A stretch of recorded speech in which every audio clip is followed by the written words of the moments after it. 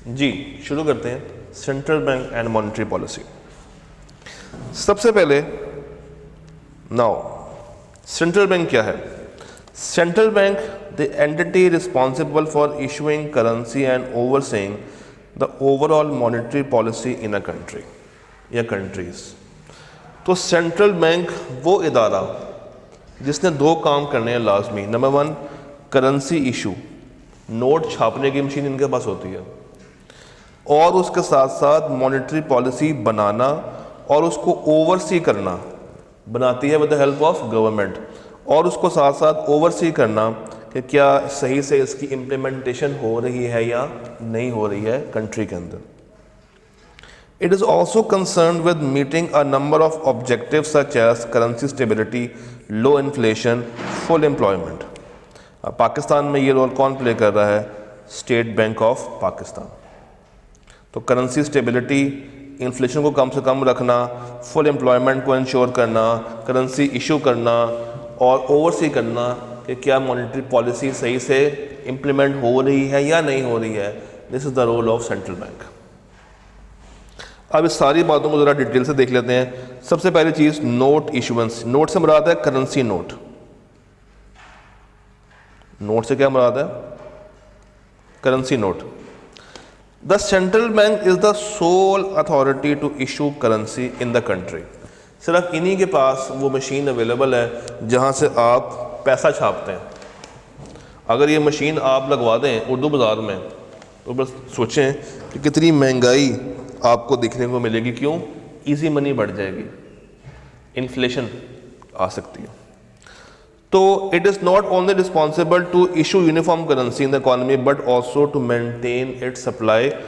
तो issue and supply को maintain रखना ये जिम्मेदारी किसकी है? इनकी। इसके लिए इनके पास दो सिस्टम्स होते हैं, एक है फिक्स्ड, एक है प्रोपोर्शनल। फिक्स्ड ये है कि गवर्नमेंट कहती है कि भाई इतने अमाउंट तक, इतने लिमिट तक आप करेंसी नोट को इशू कर दें विदाउट एनी रिजर्व, मगर उसके बाद जो भी इशू होगा it should be backed by 100% reserves. ये फिक्स्ड है कि एक स्पेसिफिक लिमिट दे दी है कि वहाँ तक आप इशू कर सकते हैं, आपको अथॉरिटी है और इसके पीछे कोई रिजर्व रखने की ज़रूरत नहीं है। Like any precious metal, normally gold होता है, मगर उसके बाद जो भी नोट इशू होगा उसको हम बैक करेंगे बाय 100% रिजर्व्स। और एक है प्रोपोर्शनल, ये ज़्यादा फ्लेक्सिबल है। यहाँ पे सीन बड़ा स्ट्रेट है, जितने नोट्स इशू करें उतनी ही परसेंटेज ऑफ रिजर्व्स आपको रखनी पड़ेगी in the form of gold, silver या foreign currency. Suppose where 30% reserves requirement is being followed in the country and central bank needs to issue currency notes of rupees 100 million, hence उसको 100 का 30 यानी कि 30 million की gold, silver वगैरह अपने पास रखने पड़ेंगे। तो ये परसेंटेज कौन देगा? सेंट्रल बैंक देगा अलॉन्ग विद द गवर्नमेंट। तो हामिल हाजा को मुतालबे पे अदा किया जाएगा। आगे चलते हैं। ये बैंकर टू द गवर्नमेंट है। गवर्नमेंट का बैंक कौन है? State bank of Pakistan. तो गवर्नमेंट को एडवाइस देता है, गवर्नमेंट को फंड्स देता है, गवर्नमेंट के प्रोजेक्ट्स के अंदर हेल्प करता है। हर काम जो गवर्नमेंट करवाती है वो इस बैंक के थ्रू करवाती है। तो जिस तरह कमर्शियल बैंक कस्टमर्स के लिए होता है ना, इसी तरह state bank of Pakistan government का एक बैंक है। बाकी बैंकों का या बाकी बैंकिंग सिस्टम्स का सुपरवाइज़र भी है। सेंट्रल बैंक जो है वो सुपरवाइज़र है of the whole banking setup. इसके दो काम हैं मजीद। कैपिटल एडिक्वेसी, ये इंश्योर करता है कि जनाब इनफ कैपिटल है for meeting the emergencies and default. अगर मुल्क में कभी भी कोई एमरजेंसी लग जाए या कोई डिफ़ॉल्ट आ जाए कोई भारी किस्म का, तो उनके पास इनफ कैपिटल है टू मीट दोस एक्सपेंसेस। और इंश्योर करता है कि भाई कभी भी हमारा मुल्क दिवालिया ना हो, हमारे मुल्क की लिक्विडिटी पोजीशन मेंटेन रहे ताकि ऐसा ना हो कि एकदम से महंगाई हाइपर इन्फ्लेट हो जाए और जो डिफरेंट ममालिक हैं वो हमारे पे कब्ज़ा कर लें। बाकी बैंकों का ये बैंक है, तो अगर एक बैंक का बैंक है तो वो स्टेट बैंक ऑफ पाकिस्तान है। By holding cash reserve from each bank for safe keeping, अब ये क्या करता है, हर बैंक से कुछ ना कुछ कैश रिजर्व अपने पास रख लेता है, अपने पास होल्ड कर लेता है। The central bank brings a level of protection to the banks, having a centralized cash reserve yield greater confidence in system and एक बेटर बफर बनाता है against the financial stocks. It also provides counselling services to banks also.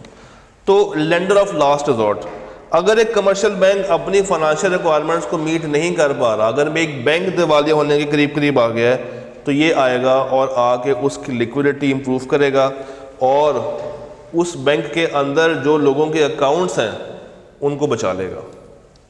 Exchange rate control ये करता है, clearing agent ये है, और तमाम तर मॉनेटरी रिजर्व्स को इसी ने संभालना है, यही उनका कस्टोडियन है, likes of gold and foreign currency.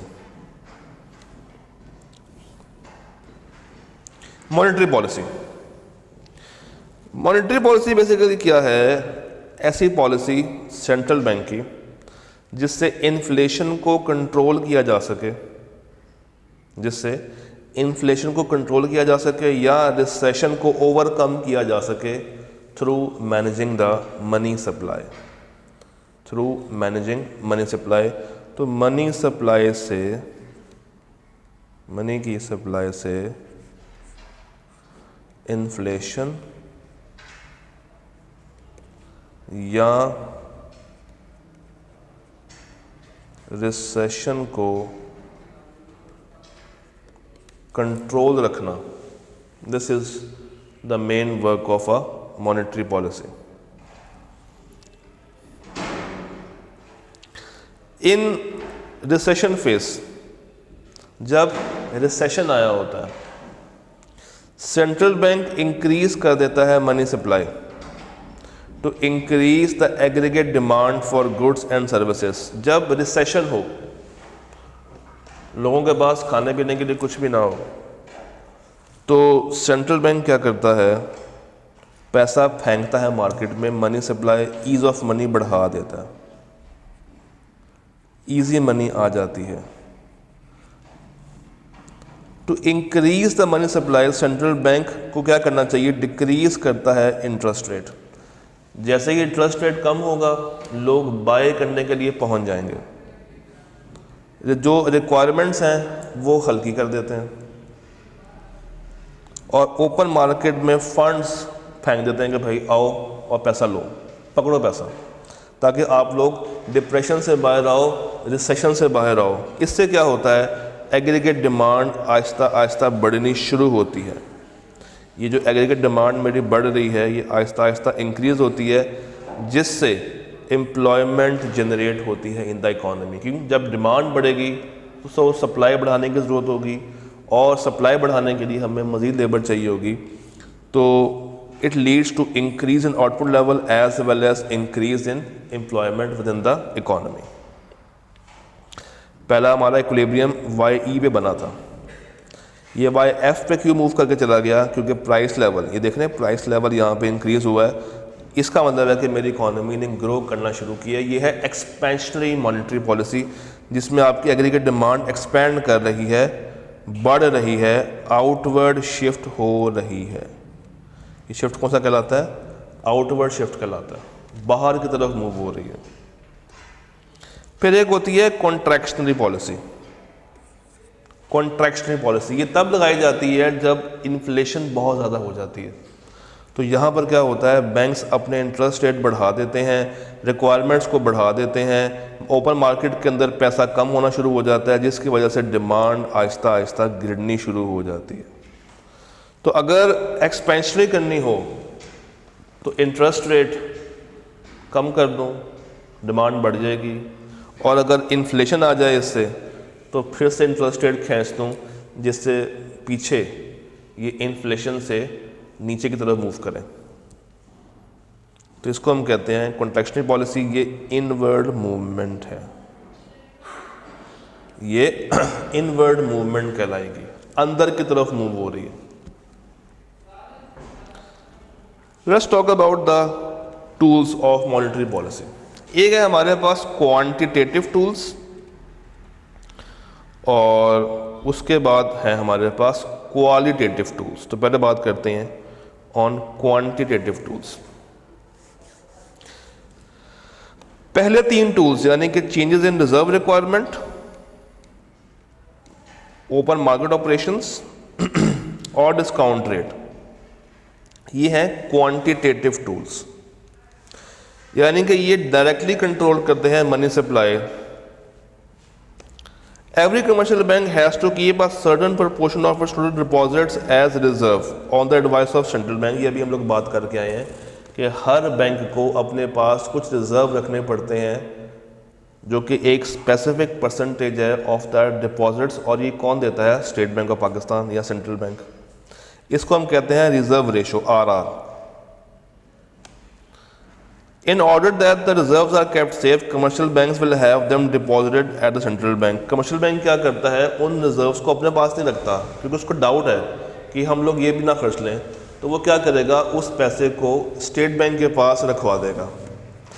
By changing the reserve ratio, अगर मैं इसको चेंज कर दूं, इसका मतलब है कि मैं मनी सप्लाई को कंट्रोल करूंगा। अगर मार्केट में इन्फ्लेशन है, अगर मार्केट में इन्फ्लेशन है तो क्या करना चाहिए? सेंट्रल बैंक को ये रिज़र्व रेशो बढ़ा देनी चाहिए, जिससे क्या होगा? मनी सप्लाई कम होनी शुरू हो जाएगी। तो अगर मैं लिख देता हूँ इन्फ्लेशन है तो कैश रिज़र्व रेशो कम की जाए, जिससे क्या होगा? मनी सप्लाई कम होगी और इससे एग्रीगेट डिमांड कम होनी शुरू हो जाएगी। और अगर मार्केट में रिसेशन आया हुआ है तो ये रिज़र्व रेशो बढ़ जानी चाहिए, जिससे मनी सप्लाई बढ़ेगी, जिससे मेरा एग्रीगेट डिमांड भी ऑटोमेटिकली बढ़ जाएगा। तो ये सारी चीज़ें। अब अगेन थीम वही है जो भी हमने डिस्कस किया है। अब यहाँ पे आगे सारी की सारी रीडिंग है जो कि आई होप कि आप लोग कर लेंगे। हम आगे चलते हैं। Open market operations. Open market operations. Central bank can buy और sell government securities on the open market. Open market में गवर्नमेंट सिक्योरिटीज को खरीदा भी जा सकता है, बेचा भी जा सकता है। To change the level of reserves that are held by the commercial bank. अगर इन्फ्लेशन है, अब देखें, अगर इन्फ्लेशन है तो क्या करना चाहिए? अगर इन्फ्लेशन है इकोनॉमी के अंदर तो इनको चाहिए कि अपने बॉन्ड सिक्योरिटीज़ को बेच दें। जो गवर्नमेंट है उसको बॉन्ड सिक्योरिटीज़ सेल कर देनी चाहिए, जिससे क्या होगा? Money supply and aggregate demand कम हो जाएगी। और अगर रिसेशन है तो ये बाय कर लेनी चाहिए, जिससे मनी सप्लाई और डिमांड इंक्रीज हो जाएगा। Suppose that central bank wishes to reduce the level of aggregate demand. तो अगर ये करना है, अब आपको क्या करना पड़ेगा? आपको मार्केट के अंदर अपने बॉन्ड्स को बेचना पड़ेगा, उसको रीसेल करना पड़ेगा टू कमर्शियल बैंक्स। बायर्स जो हैं वो खरीदेंगे सस्ते दामों, जिससे मनी सप्लाई कम होगी और डिमांड ऑटोमेटिकली गिर जाएगी, क्योंकि मार्केट में वो सिक्योरिटीज़ अवेलेबल हो गई हैं। तो जब सिक्योरिटीज़ ज़्यादा अवेलेबल होंगी, डिमांड ऑटोमेटिकली गिरती चली जाएगी। तो if you are selling your securities which is bought by commercial bank, fall in cash, tight monetary policy, increase rate of interest, fall in demand and fall in money supply, जिससे क्या होगा? Inflation के ऊपर हम लोग काबू पा सकते हैं एंड वाइस वर्सा। और अगर इंटरेस्ट रेट की बात करूं तो अगर मैं इंटरेस्ट रेट बढ़ा दूं, इससे क्या होगा? मेरी कॉस्ट ऑफ बोरोइंग बढ़ जाएगी। इससे क्या होगा कि अब मैं लोन कम लूँगा। जब मैं लोन कम लूँगा, पैसा मेरे पास कम होगा, मनी सप्लाई कम होगी, जिससे मेरी डिमांड बढ़ जाएगी और जिससे मैं इन्फ्लेशन को कंट्रोल कर सकता हूँ। तो यही चीज़ आपको ऊपर मिल जाती है इन the form of theory. And इसका वाइस वर्सा भी है, अगर आपने रिसेशन को कंट्रोल करना है तो ये तीन है हमारे पास क्वांटिटेटिव टूल्स। अब बात करते हैं on qualitative tools. Qualitative tools, पहला है चेंजेस इन मार्जिनल रिक्वायरमेंट। भाई marginal requirement refer to the difference between the value of security demanded by central bank to advance loan to commercial bank and the amount of loan actually issued. जो demand किया गया था और जो issue किया गया है उसका डिफरेंस। दोबारा पढ़ते हैं, difference between the value of security demanded by central bank, security demanded by central bank and loan received. और ये डिमांड क्यों की गई थी? ताकि वो सेंट्रल बैंक आगे लोन दे सके, किसको? कमर्शियल बैंक्स को। तो सेंट्रल बैंक एडवांस करेगा लोन टू कमर्शियल बैंक और उसके बदले वो मांगेगा कुछ सिक्योरिटी, जिससे मार्जिनल रिक्वायरमेंट्स को मेंटेन किया जा सकता है। Moral persuasion, the central bank can also discourage behaviour from banks to by simply conducting personal discussions with them. और उनको परसुएड करे कि भाई आप लोग जो कर रहे हो सही नहीं कर रहे हो, हमने अगर इन्फ्लेशन बचानी है तो क्या करना चाहिए, अगर रिसेशन बचाना तो क्या करना चाहिए। तो उसके साथ साथ ये ओपन डिबेट डिस्कशंस भी कर सकता है with all the other commercial banks. Direct action, अगर कमर्शियल बैंक सोया हुआ है तो स्टेट बैंक उठेगा और सिवियर एक्शंस लेगा in extreme situations. Central bank exercise this action only when commercial bank cooperate नहीं कर रहा उसके साथ, या वो स्टेट बैंक की बनाई हुई पॉलिसीज़ को सही से लेके नहीं चल रहा, तो फिर स्टेट बैंक ऑफ पाकिस्तान उसके साथ डायरेक्ट एक्शन ले सकता है, पेनल्टी डाल देगा, डिस्काउंट फैसिलिटी ख़त्म कर देगा और उनको जो लोन दिया हुआ है सेंट्रल बैंक ने किसको, कमर्शियल बैंक्स को, उसका रेट बढ़ा देगा। Central bank offers special deposits to commercial banks for short term, तो इसको भी रिड्यूस किया जा सकता है। प्रूडेंशियल कंट्रोल, सेंट्रल बैंक जो है वो कंट्रोल करता है credit by issuing some articles and regulations, जिससे एक प्रूडेंशियल कंट्रोल लग जाता है। अब अगेन ये जो क्वालिटेटिव फैक्टर्स हैं ये मोस्टली रीड ओनली बेसिस के ऊपर काम करते हैं। ऑब्जेक्टिव क्या है एक अच्छी मॉनेटरी पॉलिसी का? Number 1, economic growth.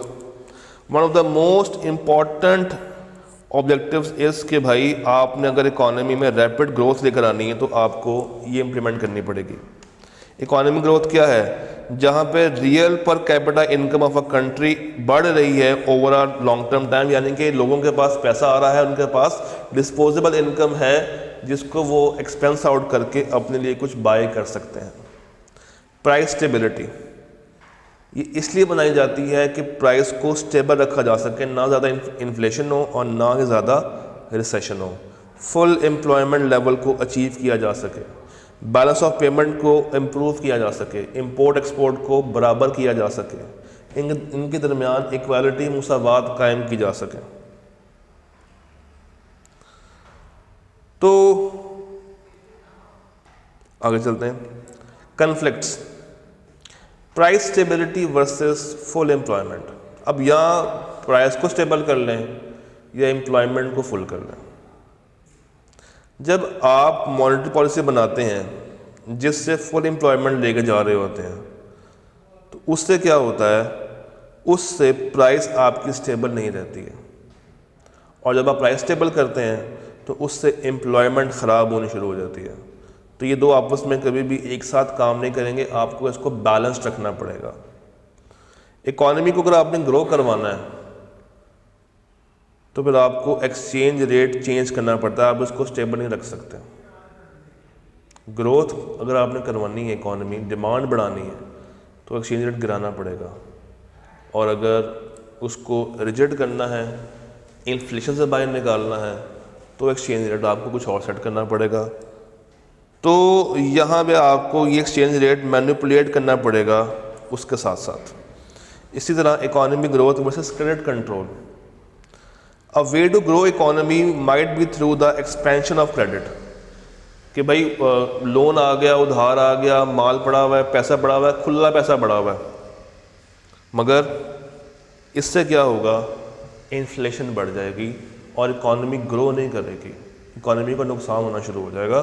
तो ये कुछ कन्फ्लिक्ट्स हैं जो कि इसके ऑब्जेक्टिव्स आपस में ही जंग कर रहे होते हैं। कुछ लिमिटेशंस भी हैं। Time lag, it takes time to occur, तो कोऑर्डिनेशन नहीं होती अक्सर। हाई लिक्विडिटी है in financial markets, non monetary sector भी साथ साथ काम कर रहा होता है। डेवलपिंग कंट्रीज़ के अंदर वो लोग भी मौजूद होते हैं, जिस तरह बार्टर हो गया। अब आजकल गांव में भी कुछ ना कुछ बार्टर कभी ना कभी चलता है। इवन शहरों में भी आप जो छानपुरा बेचते हैं वो भी तो बार्टर ही है, रद्दी वगैरह। तो ये कुछ मसले मसाइल हैं इस पॉलिसी के साथ कि भाई नॉन बैंकिंग फाइनेंशियल सेक्टर्स भी तो खड़े हुए हैं, ये भी तो आके लोन देते हैं, जो कि फाइनेंशियल सर्विसेज नहीं है मगर non banking financial institutions, NBFC type. अब ये भी तो मौजूद हैं जो कि लोन दे रहे हैं, इनके ऊपर स्टेट बैंक की ख़ास सुपरविजन नहीं होती है, ये उसको कंट्रोल नहीं करता।